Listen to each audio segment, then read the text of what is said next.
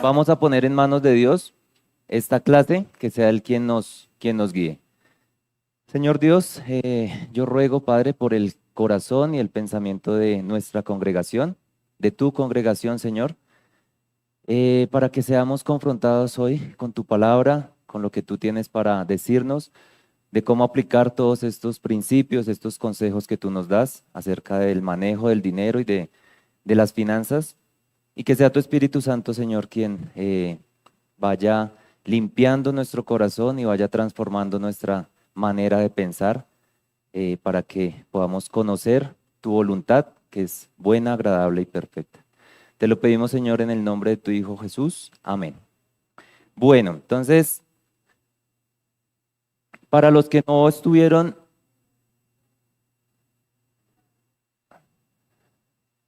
Listo. Para los que no estuvieron la semana pasada, un pequeño recorderis, vamos a repartir Biblia, la idea es que la uses, vamos hoy a estar viendo varios versículos, entonces, para que corroboren que lo que estoy diciendo acá, lo encontramos en la palabra de Dios, en la Biblia, ¿listo? Entonces, cada uno de ustedes recibió una hojita la clase pasada, y es una herramienta que podemos usar para ver cómo está nuestra relación con el dinero. ¿Listo? Entonces, se llama una cartografía personal. Por favor, hacemos silencio. Los que apenas hoy la están recibiendo, la idea es que la semana pasada estuvimos viendo que nuestros pensamientos determinan nuestro rumbo, ¿sí? Identificar ahí en la cabeza del muñequito, ¿sí? En la hoja que tienen, colocar esos pensamientos que dominan, o esas ideas, principios, pensamientos que dominan tu manera de pensar acerca del dinero, ¿sí? Entonces, si no lo has hecho, lo puedes hacer en casa, completar esta parte, y es por eso que nos dice que sobre todas las cosas guardemos el corazón, porque este determina el rumbo de la vida, ¿sí? Lo que nos dice Dios en su palabra. Entonces, también acá, pues, ¿qué tanto con nuestro ejemplo, con nuestra vida le estamos enseñando a nuestros hijos de cómo pensar acerca del dinero? ¿Qué pensamientos estamos colocando en ellos? ¿Qué pensamientos estamos colocando a nuestros hijos, a nuestros nietos, a nuestros sobrinos, a las nuevas generaciones? ¿Listo? Y lo otro que vimos es, los problemas del dinero son problemas del corazón, ¿sí? Entonces, identificar ahí en nuestro muñequito que nos identifica, ¿qué es lo que, qué emoción domina nuestro corazón cuando pensamos acerca del dinero? ¿Sí? Entonces, no sé si han conocido a personas que amen mucho el dinero. De pronto, seguramente no están acá, ¿cierto? Hoy, pero conocemos personas así y eso se nota, ¿cierto? Se nota cuando es más importante el dinero que las personas, es más importante el dinero que Dios. Y lo que nos dice es, ojo, porque el problema está en nuestro corazón y el amor al dinero es la raíz de todos los males, y algunos pues se han desviado por ese amor al dinero. Entonces ahí en el muñequito, en tu corazón, colocas qué emociones gobiernan tu corazón frente al manejo del dinero. ¿Listo? Entonces eso fue lo que estuvimos viendo. Y no sé cuántos acá de pronto, si hacemos una encuesta, cuántos han peleado con su pareja por dinero, cuántos han peleado con sus hermanos por dinero, cuántos han perdido una relación por dinero, ¿sí? Porque el problema está en nuestro corazón. Entonces, esto puede ser muy, muy sutil, ¿sí? Realmente, en un momento estamos caminando derechitos y en otro momento nos hemos desviado de la fe. Y por eso la advertencia de Dios acerca de el amor al dinero y cómo debemos manejarlo. Y no sé si algunos de ustedes de pronto que tienen vehículo y que de pronto chatean mientras están manejando, y uno ve los videos, ¿no? Los videos de advertencia donde dicen, ojo, no está bien usar el celular mientras manejamos, ¿cierto? Y en un segundo que pasa todo, ¿no? En un segundo la persona se concentra en el celular y causa dolor, causa muerte, causa estragos. Y así es el tema con el dinero. En nuestra relación con Dios podemos estar bien, podemos estar encaminados, podemos estar caminando finitos y de pronto hay una distracción, el dinero, y nos puede desviar de la fe. Y lo que dice es que muchos fueron traspasados de muchos dolores. Entonces, esa es la advertencia. Entonces, Dios hoy en esta mañana nos está diciendo, hey, mírame a mí, ¿sí? O sea, enfócate en mí, mírame a mí, no te distraigas, pon la atención en mí y no en el dinero. Entonces, antes de poner en orden nuestras finanzas, pues debemos poner en orden nuestros pensamientos y nuestro corazón. Y hoy, bueno, vamos a pasar a las orejas, ahí en tu cartografía.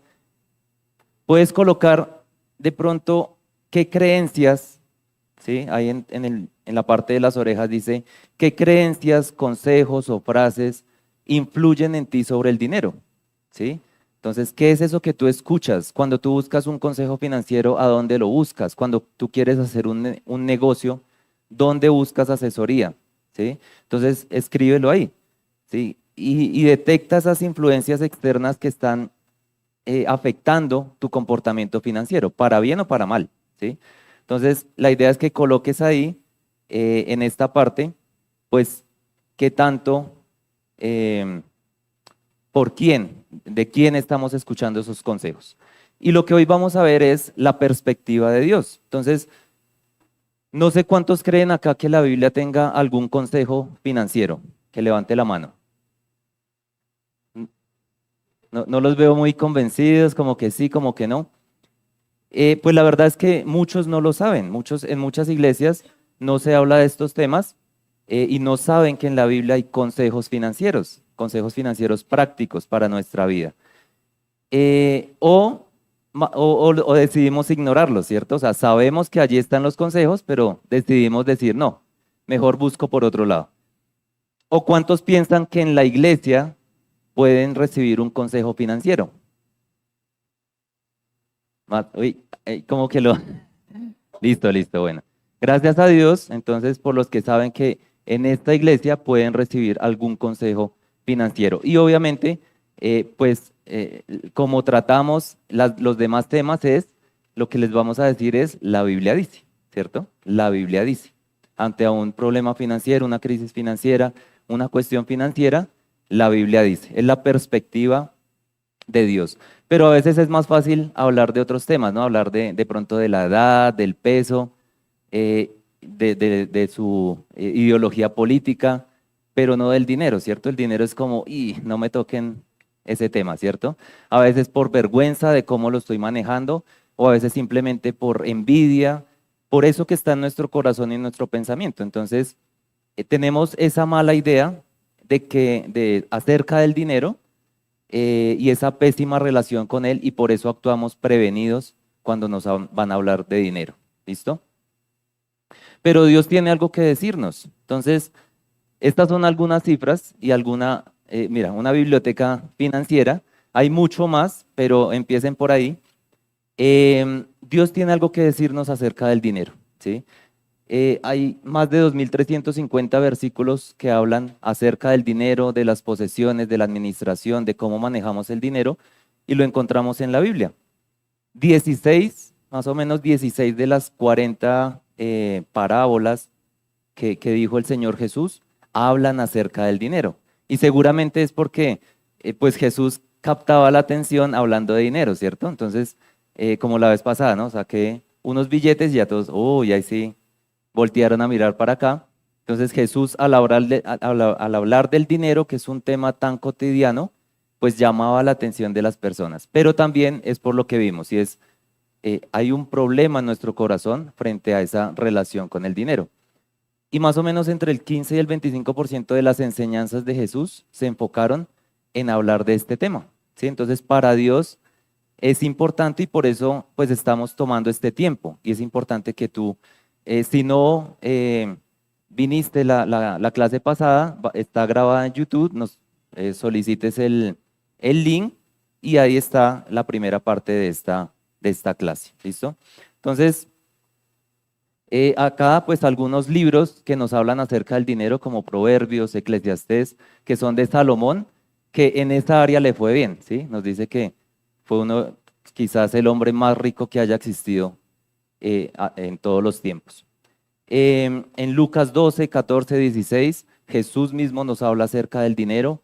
En 1 Timoteo 6 hay unos consejos de Pablo hacia Timoteo acerca del dinero. En Mateo 6 nos habla acerca del dinero, en 2 Corintios 9. Y hay muchos, muchos otros pasajes. Pero si quieren empezar a leer, pueden empezar por allí. Entonces, cualquiera que sea nuestra relación con el dinero, eso que colocamos ahí en nuestra cartografía, y los que no tengan la hojita se la pueden pedir a Diego para que completen ahí, ¿sí? ¿Cómo está esa relación con el dinero, cierto? En nuestro corazón, en nuestra mente. Pero cualquiera que sea la experiencia, la relación que tenemos, pues hay una sola verdad y está acá, en la palabra de Dios.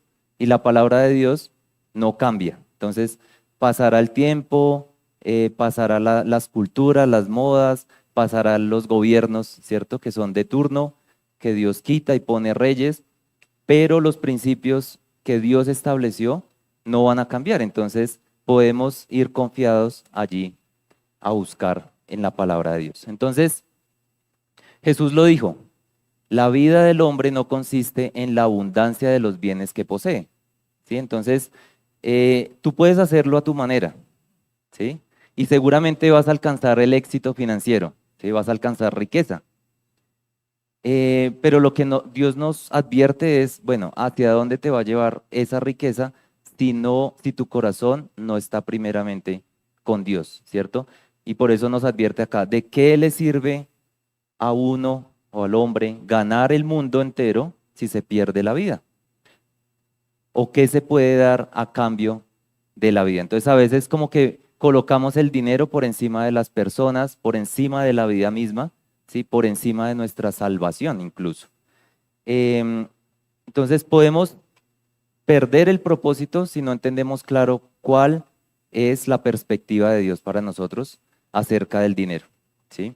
Y pues, bueno, tú lo puedes ver, pero realmente es, en tus fuerzas tú puedes conseguir una casa, ¿cierto? Tú puedes trabajar duro, eh, sudarla o endeudarte y conseguir una casa, tener una casa, ¿sí? Pero solo Dios te va a poder dar un hogar, ¿sí lo entienden? O sea, tú puedes tener, hacer todo tu esfuerzo, estudiar, prepararte, quemarte las pestañas, conseguir un buen empleo, ¿cierto? Pero solo Dios te puede dar la salud, por ejemplo, o la vida, ¿sí? O sea, podemos tener todas estas cosas físicas, pero solo Dios puede darnos un propósito real, ¿sí? Y pues en la parte de la agricultura, que muchos de los ejemplos que Dios coloca acerca de las finanzas tienen que ver con la siembra y la cosecha. Entonces tú puedes hacer todo el trabajo fuerte de arar, de preparar la tierra, de sembrar, pero solo Dios puede hacer crecer esa planta, solo Dios puede hacer llover, ¿sí? No, no podemos hacerlo nosotros. Entonces, pues Dios se toma muy en serio este tema del dinero y por eso Jesús lo habló muchas veces, porque nuestra tendencia es amar al dinero más que al proveedor, ¿sí? Nuestra tendencia es amar la creación más que al creador. Nuestra tendencia es entregarle ese lugar que le corresponde a Dios, entregárselo al dinero. Entonces, ¿cómo vamos hasta acá? ¿Ya? Entonces, ¿quieren saber acerca de estos principios bíblicos? Listo. Entonces, vamos a ver mm, la parte de Dios, la parte que le corresponde a Dios. No sé cuántos de ustedes han escuchado esta palabra, encargo fiduciario. ¿Alguno? O una asignación temporal, o de pronto una administración delegada. Administración, ¿alguien ha escuchado la palabra administración? ¿Sí? Listo. Entonces, nuestra vida puede ser comparada con un encargo fiduciario, ¿sí? Una asignación temporal o una administración delegada. Y básicamente es lo que nos dice acá, ¿sí? O sea, esta es la esencia de ese tipo de contratos que hay en los negocios. Y es un contrato en virtud del cual el dueño le entrega al administrador uno o más bienes determinados con el propósito de cumplir la finalidad específica acordada en el contrato sin transferirle la propiedad de estos. ¿Listo? Entonces, hay dos partes, el dueño y el administrador. Frente a Dios, frente a las finanzas, frente a lo que estamos hablando, ¿tú eres dueño o administrador? Entonces, pregúntale ahí al de lado, ¿tú eres dueño o administrador?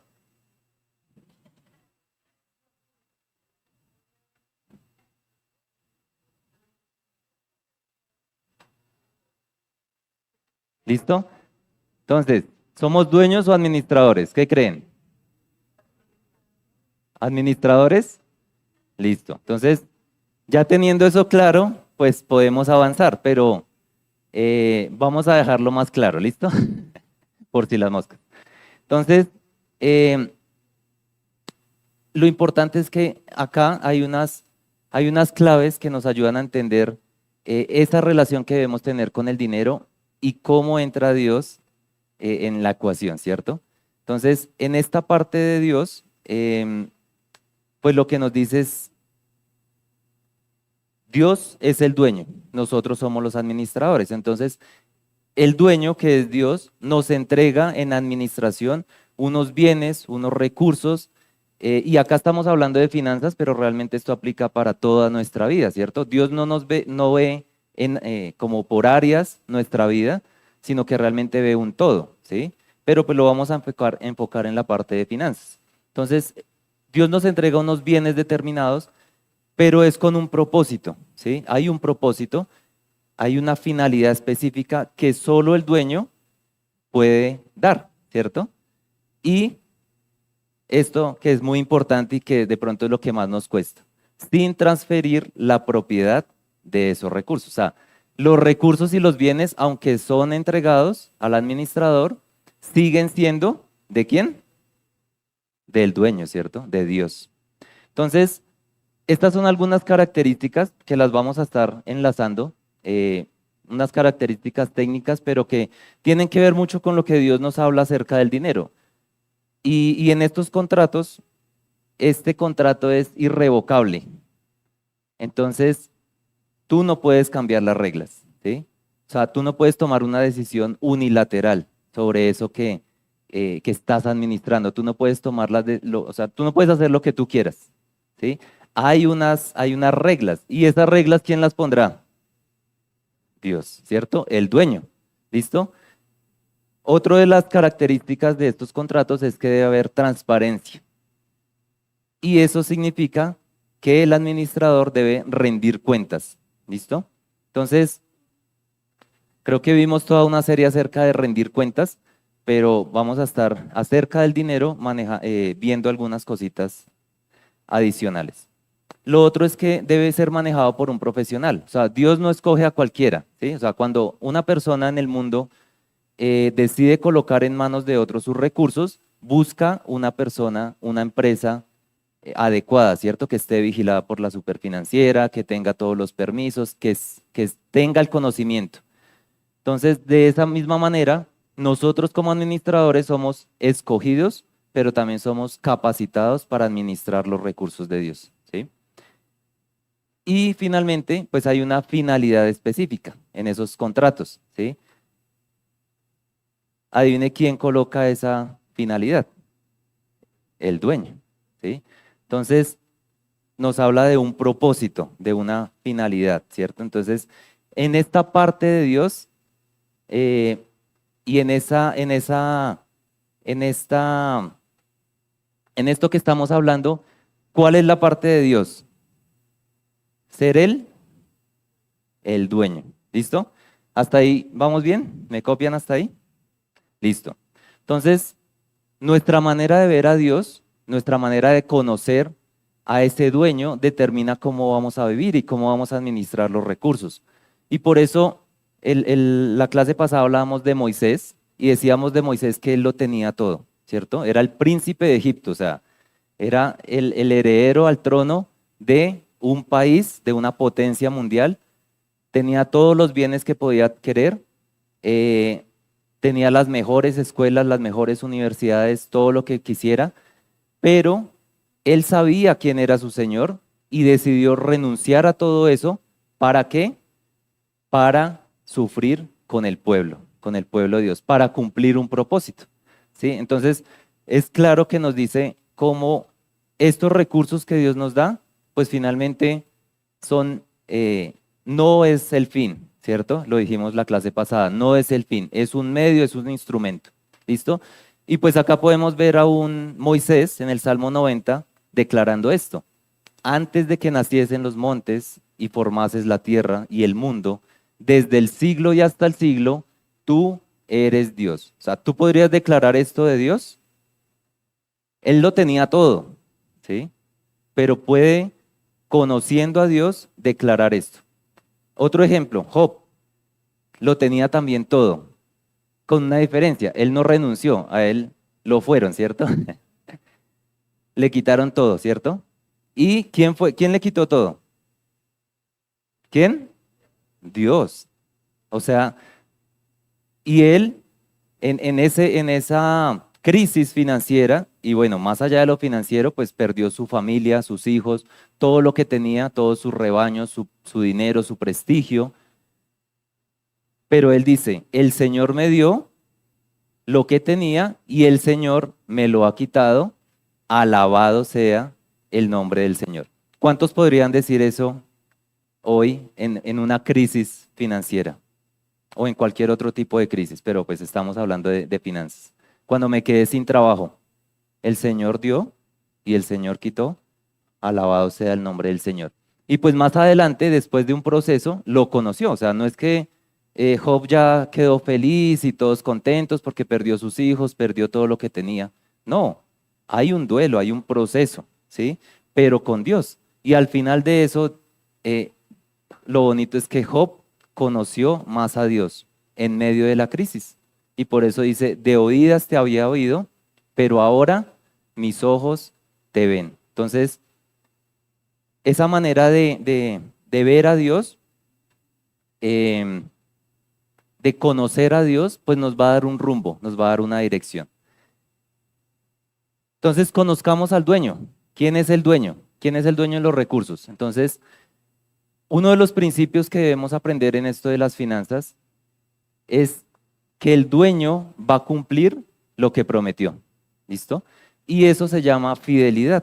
Dios es fiel. ¿Listo? ¿Cuántos puedes decir que Dios es fiel?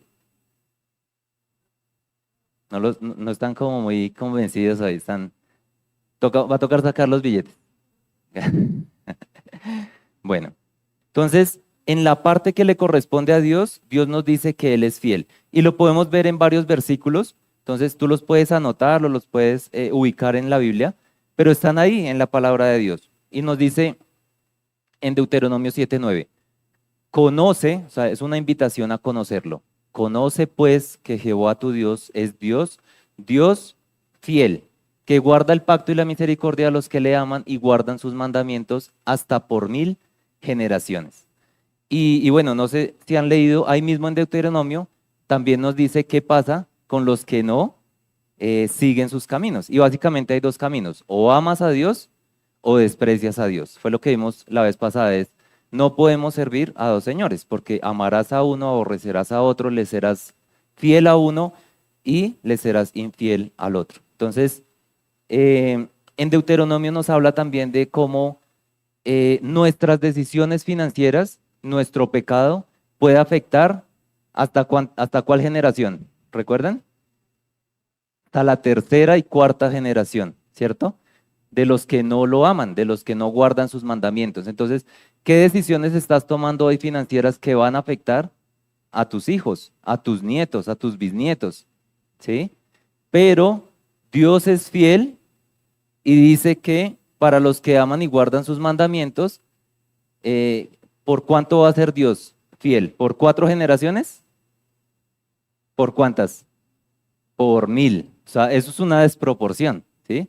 O sea, si tú me fallas, van a haber consecuencias por 4 generaciones, pero si tú me amas, si tú guardas mis mandamientos, si tú me obedeces, yo voy a ser fiel hasta por 1000 generaciones. O sea, eso es no sé cuántos siglos.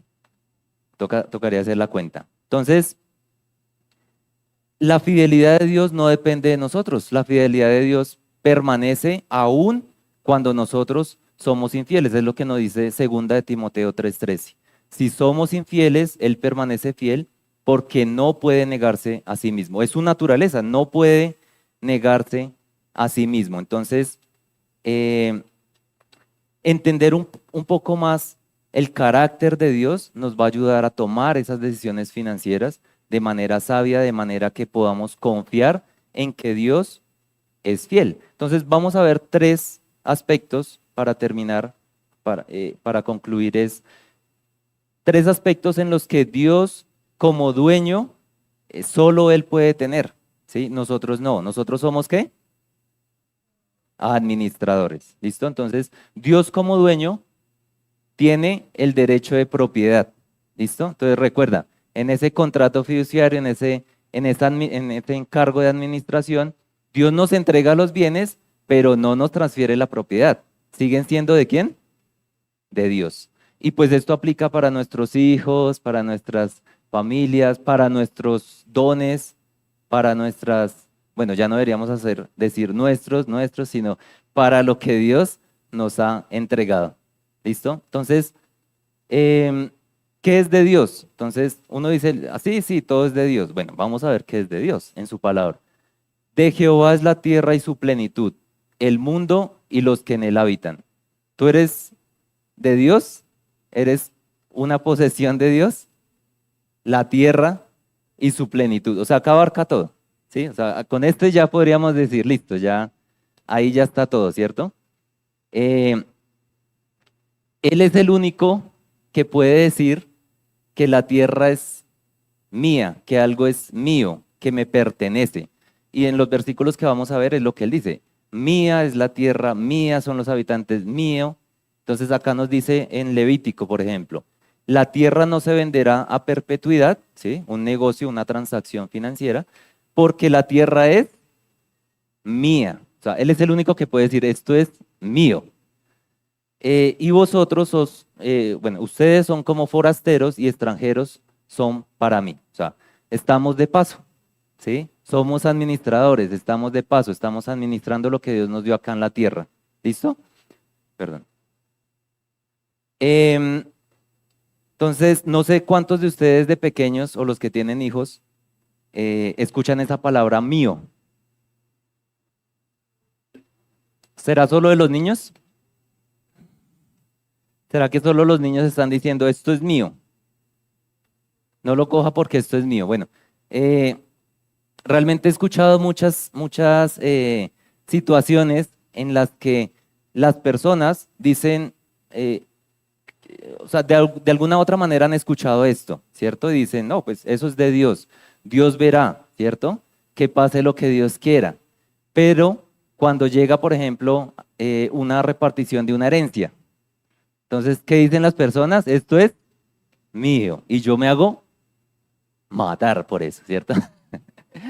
Entonces, ahí sale, o sea, lo que vimos en la clase pasada, el problema no es el dinero, el problema no es esos recursos, el problema es nuestro corazón y nuestros pensamientos que no están alineados con lo que Dios tiene para nosotros. Entonces, en esta parte, pues, cómo Dios va limpiando nuestro corazón y nuestro pensamiento para decir, esto es de Dios, ¿sí? O sea, esto ya no es mío, le pertenece a Dios y yo soy un buen administrador. Por si quedan dudas, miremos qué más es de Dios. Dice, mía es la plata, mío es el oro, dice Jehová de los ejércitos. Entonces, la billetera también, ¿listo? O si tienes inversiones por allá en oro, en plata, en todo eso es de Dios, ¿listo? Mío es la plata, mío es el oro, dice Jehová de los ejércitos. Y de pronto los que dicen, ay, los animalitos, las mascoticas, ¿sí? Por acá hay varias mascotas. Porque mía es toda bestia del bosque y los millares de animales en los collados. ¿Listo? Entonces, entran también los domesticados, ¿sí? O sea, porque dice ahí que en los montes y eso no, entra todo, ¿sí? Realmente.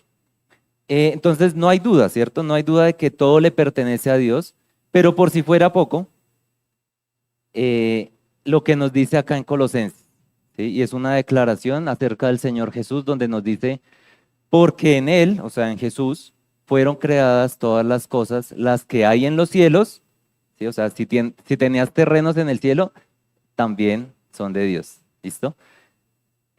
Las que están en la tierra, visibles e invisibles, no, es que es un intangible, también le pertenece a Dios, ¿listo? Sean tronos, sean dominios, sean principados, sean potestades, todo fue creado por medio de Él y para Él, ¿sí? Entonces ahí queda claro que el Señor es el creador, el Señor es el dueño de todas las cosas y nunca ha transferido la propiedad de estas. Entonces, y por eso, pues Dios nos recuerda, ¿sí? O sea, si vamos a seguir a Jesús, mira lo que nos dice. Pues cualquiera de ustedes que no renuncia a todo lo que posee, no puede ser mi discípulo. Es una declaración donde no es un voto de pobreza, lo que estamos animando acá, no es ve y regala todo lo que tienes, déjalo por ahí botado. No, eso sería ser un mal administrador, ¿cierto? Pero acá lo que nos dice es, deja tu posesión, ¿sí? O sea, deja de pensar que es tuyo, ¿sí? Y por eso la historia del joven rico, ¿no? Cuando, Señor, ¿qué puedo hacer para ganar la vida eterna? O sea, algo muy loable, muy espiritual. Y el Señor le dice, ve y vende todo lo que tienes, porque su corazón estaba en las riquezas.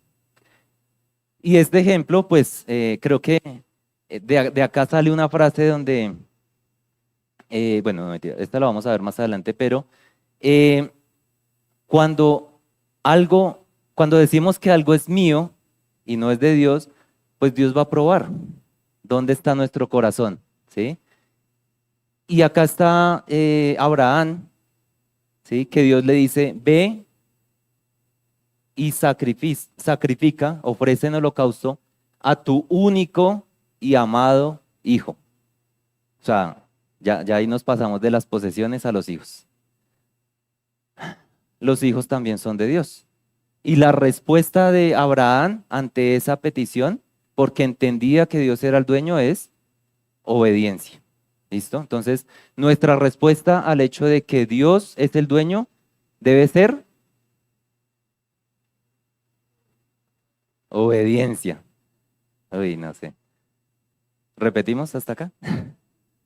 Obediencia. O sea, si es de Dios, yo obedezco. Yo soy el administrador. Él me dice qué hacer con lo que me ha entregado. ¿Listo? La segunda parte que le corresponde solo a Dios es el control. ¿Listo? Entonces, Dios da las instrucciones y tú las ejecutas. Como dueño, Él puede decir qué se va a hacer con el dinero que le corresponde a Él, con los bienes que le corresponden a Él. Nos dice acá en Salmo 135:6, todo lo que Jehová quiere lo hace en los cielos y en la tierra, en los mares y en todos los abismos. O sea, no deja ningún lugar por fuera, ¿cierto? De su control. Todo está bajo su control. Y, y acá en Isaías nos dice, para que se sepa desde el nacimiento del sol hasta donde se pone, que no hay más que yo, Jehová, y ninguno más que yo, que formó la luz y creó las tinieblas, que hago paz y creo adversidad. Y yo, Jehová, soy el que hago todo esto. O sea, si tú crees que solo está en control la bendición financiera, no, también está en control de Dios la adversidad, las tinieblas, ¿sí? No solo la paz, no solo la luz, todo está en control de Dios. Nada se escapa de lo que está de su control. Y acá un ejemplo que hemos visto muchas veces en esta iglesia, y es Nabucodonosor, ¿sí? Un rey que era el rey de una potencia mundial, de un imperio, y al final, y pues espero que no tengamos que pasar por ahí para entender que Dios tiene el control, y es que después de que Dios lo lleva y lo deja como un animal en un monte, después de que él recuperó la conciencia, lo que dice es esto.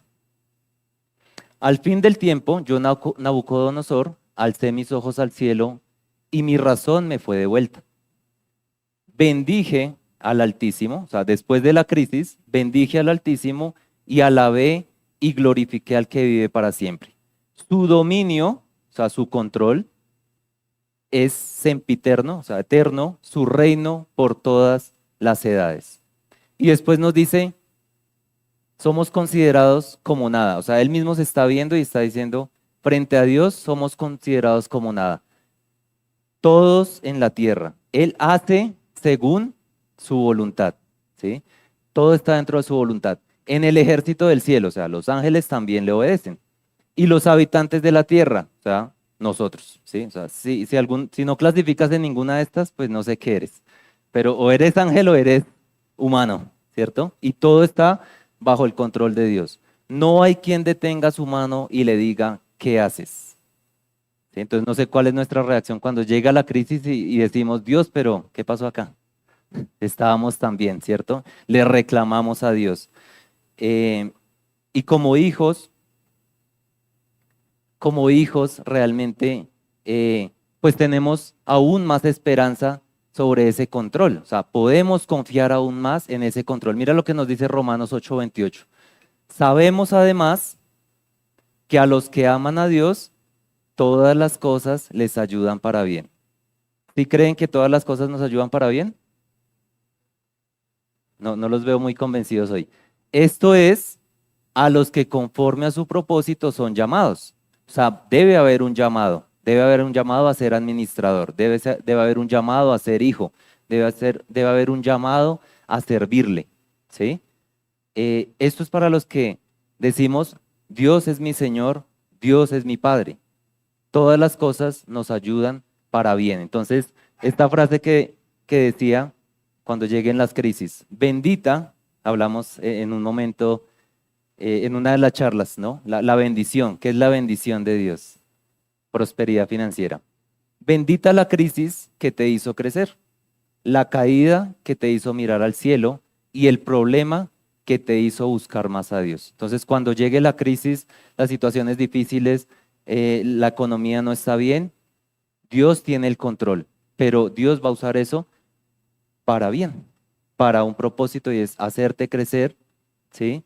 Simplemente mostrar su gloria, su poder, su deidad y saber que Él es el dueño. Entonces, mm,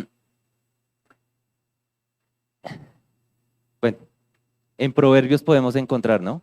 O sea, podemos hacer muchas cosas, muchos planes, muchas estrategias financieras, eh, eh, muchos, ser los mejores estudiando la finanza, la administración, pero el consejo de Jehová es el que prevalece. O sea, tú puedes hacer todos los planes que quieras, pero al final se va a hacer lo que Dios diga.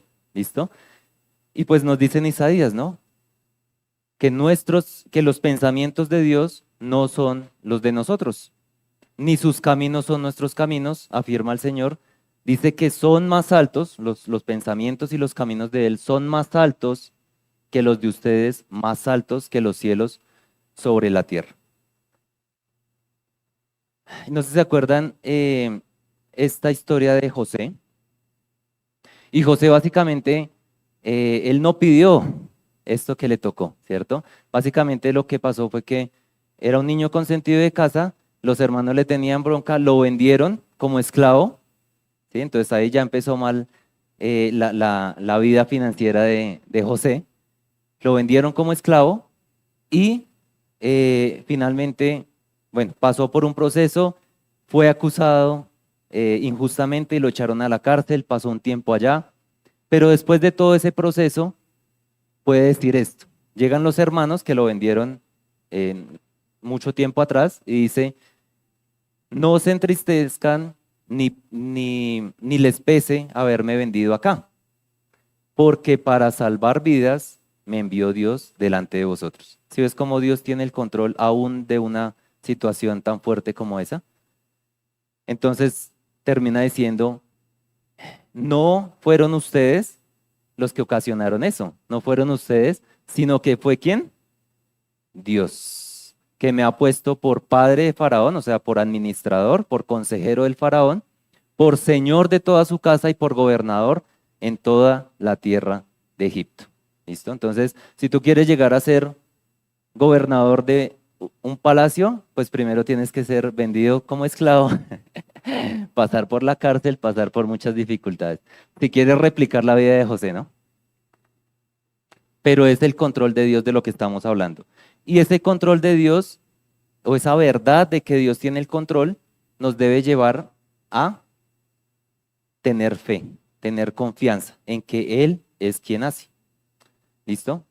Y finalmente, algo que de pronto en este tema de las finanzas se vuelve un poco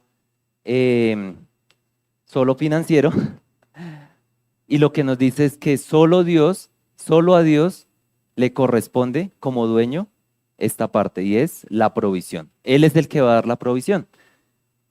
Y este lo estudiamos mucho hace unos años. Buscad primeramente el reino de Dios y su justicia, y lo demás será añadido. Y lo demás es lo que está hablando ahí Mateo más atrasito, es lo que nos dice también en 1 Timoteo 6:8. Teniendo sustento y abrigo, estemos ya satisfechos. Y es una palabra que vamos a ver más adelante, que es contentamiento. ¿Listo? La provisión de Dios no depende de la economía del mundo. O sea, muchos de pronto cuando subieron hubo el aumento del salario mínimo, cuando hay reformas, cuando sube un nuevo presidente, dice, no, se acabó esto, ¿cierto? La economía eh, se va a ir en pique, pero no depende de nosotros. Y pues hay muchos ejemplos, pero Dios actúa de muchas maneras para la provisión. Mira, al pueblo de Israel le dio maná, pan del cielo, como hojuelas de maíz, por 40 años. 40 años les proveyó. Y lo interesante era que cuando ellos, había solo una instrucción, y era, ¿sí saben cuál? ¿No qué? No acumular, no acumular, no coger de más. ¿Qué pasaba cuando ellos cogían una tacita de más? Se dañaba, le salían gusanos. ¿Listo? O sea, ya no era comible. Dios proveía lo de ese día. ¿Listo?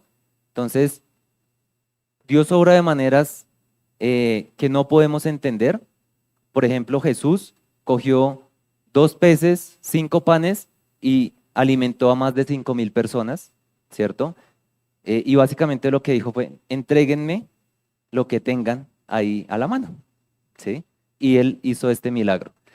Entonces, lo que sí podemos estar seguro es que Dios va a ser fiel con la provisión, ¿sí? ¿Que de qué manera? Te podrá mandar maná del cielo, te podrá multiplicar toda la cena, Él podrá hacer lo que quiera, subir tus ingresos, estirar los que tienes, una ofrenda, de algún lado va a haber provisión, pero esa provisión, como vimos, tiene que ver con sustento y abrigo, básicamente es comida y vestido, ¿sí? O sea, no va a aguantar frío y no va a pasar hambre. ¿Listo? Esa es la provisión. No es que me proveyó un carrito, una casa, un viaje, no. Es comida y abrigo. ¿Listo? Em, y pues como hijos, y bueno, ya se me terminó el tiempo, pero vamos a terminar acá, es como hijos y como eh, ovejas de su rebaño, podemos estar seguros aún más de su provisión. Por eso nos dice en Salmos 23:1, el Señor es mi pastor, nada me faltará. O el Señor es mi pastor, tengo todo lo que necesito. O sea, no necesito nada más. Y acá nos dice, ¿no? Si ustedes siendo malos saben dar cosas buenas a sus hijos, ¿cuánto más su Padre que está en los cielos dará cosas buenas a los que le pidan? Y en este tema de la provisión me causó curiosidad que a diferencia del control y a diferencia del derecho de propiedad, lo que nos dice de la provisión es pidan, pidan, ¿sí? Pidan lo que necesitan, o sea, Él está ahí para darnos la provisión. Esa es la parte de Dios. Esa es la parte que Él no falla. Eso no depende de nosotros, ¿sí? Y pues volvemos al ejemplo de Abraham. Y es una frase que se escucha mucho, ¿no? Dios proveerá. ¿Sí la han escuchado? ¿Cuántos dicen Dios proveerá? Entonces, he escuchado a algunos decir Dios proveerá cuando tienen 20.000 pesos, se va a acabar el mes, ¿cierto? Queda una semana para que termine el mes y no tienen problema, se van y se toman un cafecito cariñosito, ¿cierto? De 20.000 y se quedan sin pal bus. Y dicen, Dios proveerá, ¿cierto? Dios proveerá para el resto de semana. No, eso no es lo que quiere decir Dios, ¿sí? Y acá en esta frase, que es Jehová Jireh, lo que nos está diciendo es que Dios se proveyó como un sacrificio vivo, como un cordero. ¿Recuerdan? He aquí el cordero de Dios que quita el pecado del mundo. Entonces Jehová se proveyó para que nosotros no pasemos necesidad. Y no solo necesidad física, sino una necesidad espiritual, una necesidad eterna. Así que esa respuesta ante la verdad de que Dios provee debería llevarnos a la adoración, al contentamiento y a la gratitud, ¿sí? O sea, acá Isaac le está preguntando a su papá, papá, pero vamos a hacer un sacrificio, está la leña, está el fuego, pero ¿dónde está el sacrificio? Dios se va a proveer, Dios se proveerá, ¿sí? Él es suficiente. Y más adelante pudo decir, sí, Dios proveyó, Dios se proveyó. Y más adelante podemos decir, sí, Dios se dio a sí mismo para proveernos, para darnos vida eterna. Entonces, si no te has llevado nada hasta acá, llévate esta. Dios es el dueño, está en control de toda circunstancia y ha prometido proveer nuestras necesidades. ¿Listo? Estamos dejando tarea, entonces una de las cosas que debes hacer para empezar a organizar tus finanzas es hacer la tarea. ¿Listo? Entonces, esta la dejamos la vez pasada, pero vamos a volver a repetirla. Vas a hacer un listado, no es para que nos entregues, no vamos a fiscalizar lo que tienes. Vas a hacer un listado de qué te ha entregado Dios en administración. O sea, a veces no sabemos ni lo que tenemos, ¿sí? Y muchas veces la respuesta es no tengo nada, ¿cierto? O sea, no, ¿qué voy a hacer esta lista si no tengo nada? Bueno, hazla, hazla. Habrán cositas que Dios te ha dado. Pueden hacer las dos listas, ¿no? La lista donde incluyan tus hijos, tus dones, tus capacidades, todo lo que Dios te ha dado, y otra netamente financiera donde coloques el disponible, son términos contables financieros. El disponible básicamente es lo que se puede canjear fácilmente por otro producto, entonces tu saldo en efectivo, los de las cuentas de ahorro, las cuentas de crédito, y básicamente eso lo encuentras en el extracto, ¿sí? Y esto nos ayuda para algo que vimos la vez pasada, y es la declaración de renta, ¿recuerden? Entonces, si tú determinas esto, al final vas a encontrar un patrimonio que te va a decir si debes declarar o no. Entonces, si pusimos atención, ¿este personaje debe declarar o no? No, porque no llegó a los 200, se me escapa la cifra, 200 y pico de millones que se necesitan para declarar. Entonces, revisen el material anterior para mirar. ¿Listo? Y el otro ejercicio es respecto a la provisión. Haz un listado de la provisión mensual que Dios te da. Entonces, ahí que incluye los ingresos, perdón, los ingresos, ¿sí? Entonces, si tú eres empleado, si trabajas eh, eh, por honorarios, por servicios, pues colocas ahí trabajo A, trabajo B, cuánto te ingresa mensualmente. Las inversiones, si tienes inversiones, cuántos intereses genera, los arriendos, si tienes una casa arrendada, algo arrendado, y otros ingresos, que puede ser ofrendas, puede ser una herencia que recibiste, todos esos son ingresos, y al final te va a dar unos ingresos mensuales. Si esto lo multiplicamos por 12, pues vamos a tener nuestro ingreso anual y vamos a poder decir si debemos declarar renta. ¿Listo? Entonces, esa es la tarea.